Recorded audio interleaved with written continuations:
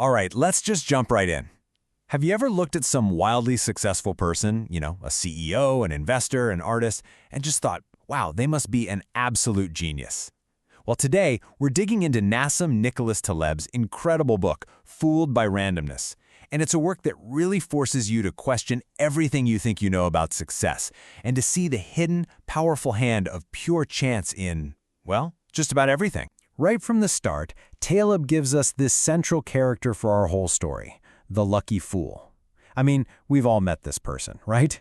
The one who got a huge lucky break but is absolutely convinced it was all down to their brilliant strategy or unique talent.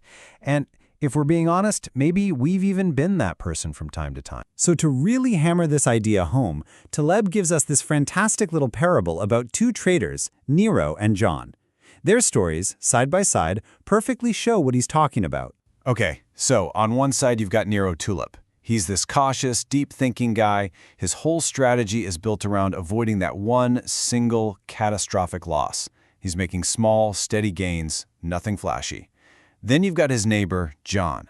He is the complete opposite. He's aggressive, he's flashy, he takes massive risks. And for years, John looks like a titan of the universe. His success makes Nero look, frankly, kind of timid and pathetic. And then, boom, a rare market crash hits. John, whose entire strategy basically assumed things would stay normal forever, gets completely wiped out. I mean, gone, overnight. His massive bets just imploded. But Nero, the cautious one, he was prepared for this exact kind of rare event. He survived, totally fine, ready to trade the next day. So it begs the question, right? Who was really the better trader? The guy who looked like a genius for a few years? Or the one who actually survived? This is the brilliant question Taleb poses. Think about it. John's career was basically a high-stakes game of Russian roulette. He just got lucky for a few pulls of the trigger before the inevitable finally happened. Nero's career, on the other hand, was like dentistry. Kind of boring day-to-day, maybe, but incredibly safe and predictable. For a while, the outcome, the $10 million, it might look identical, but the process, and crucially, the hidden risk you took to get there, are worlds apart. And this leads us to one of the biggest, most powerful reasons we get fooled all the time. It's because we only ever get to see the winners. The survivors are the only ones left to tell their stories. This phenomenon has a name: survivorship bias. It's this huge mental blind spot we all have. We form our opinions, our strategies, our view of the world by looking at the tiny, tiny fraction of people who succeed, while we completely ignore the massive, silent graveyard of those who failed. And this, well, it distorts our perception of reality in a big way. So think about that classic thought experiment, right? The monkeys on typewriters. If you have millions and millions of monkeys just banging away on keyboards, one of them, just by sheer dumb luck, is eventually going to type out the entire Iliad. And what would we do? We'd probably put that monkey on the cover of Time magazine, call it a genius. But here's the thing. The real story, the crucial piece of information, isn't that one lucky monkey. It's the millions, maybe billions of other monkeys that just typed total gibberish. We never see them. They're in the silent, invisible cemetery of failure. And that graveyard is what actually tells us the real odds. But our brains, they're just not built to see it. And here's the really mind-bending takeaway from all this. When you see some incredible, out-of-this-world success story, your first instinct shouldn't be admiration. It should actually be skepticism. The very fact that they survived long enough and became visible enough for you to even notice them means you are, by definition, not seeing the thousands who tried the exact same thing and failed. The losers are invisible. But it's not just that we're ignoring all the failures. We also fundamentally misunderstand how success and failure even work. See, it's not always about how often you win or lose.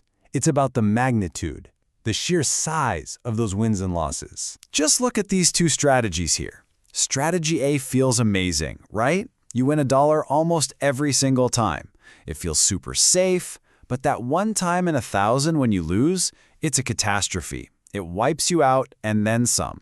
It's a guaranteed loser in the long run.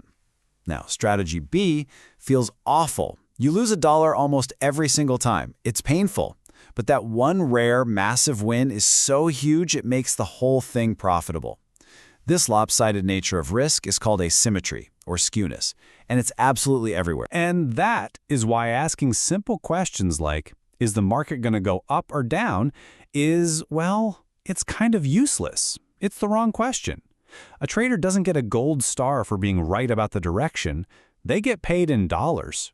The only questions that matter are, if it goes up, by how much?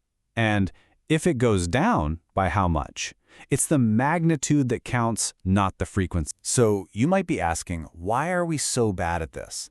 Why do we keep making these same mistakes over and over? Well, Taleb's argument is pretty blunt. Our brains just aren't wired to understand probability. We are, in a very real sense, probability blind. Let's try a little test here. This is a famous one that has tripped up even seasoned doctors. So a disease hits 1 in 1,000 people. There's a test for it, but it has a 5% false positive rate. You take the test, and it comes back positive. So what's the probability you actually have the disease? Just go with your gut. What does your intuition scream at you? If you thought 95%, don't feel bad. You are in very good company. That's the answer most medical professionals gave. It feels right, doesn't it? You focus on that 95% accuracy, that big, confident number the test gives you. But the real answer is actually closer to 2%. Yeah, just 2%. How on earth can that be? Well, let's think it through. Imagine you test 1,000 people. On average, only one of them actually has the disease. But wait, the test has a 5% false positive rate. That means it will wrongly tell 50 healthy people that they're sick. So if you get a positive result, you're much more likely to be one of those 50 false alarms than the one true case. That medical test is just a perfect storm of all our mental biases. We use our fast, gut-feeling brain when we really need our slow, logical brain. We suffer from anchoring, where we grab onto that 95% number and can't let it go. And you see this everywhere. Our brains, they evolved to make snap decisions to survive on the savannah, not to calculate complex financial odds or medical statistics. Okay, so if our minds are this flawed, if we're so easily fooled by randomness, what in the world are we supposed to do about it? Here, Taleb suggests we look back in time, to the ancient Stoics, for a practical answer. Now, this Stoic idea isn't about being emotionless or having a stiff upper lip. It's much deeper. It's about accepting a fundamental truth. Randomness, or Lady Fortuna, controls our outcomes, but we control our actions. The one thing that luck has absolutely no power over is how you behave. Your dignity, your grace, your character in the face of whatever fortune throws at you, that's all yours. This is such a profound shift in thinking. It means you stop trying to predict the future, because you can't, and instead you focus on building a robust process that's resilient to the future. It's about disconnecting your ego and your self-worth from the random spins of life's roulette wheel. You can make a brilliant decision and still have a bad outcome, and you have to learn to be okay with that. The process was sound. That's what matters. And that's really the final, provocative thought that Fooled by Randomness leaves us with.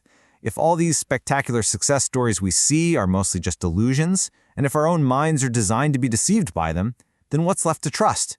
Where do we put our faith?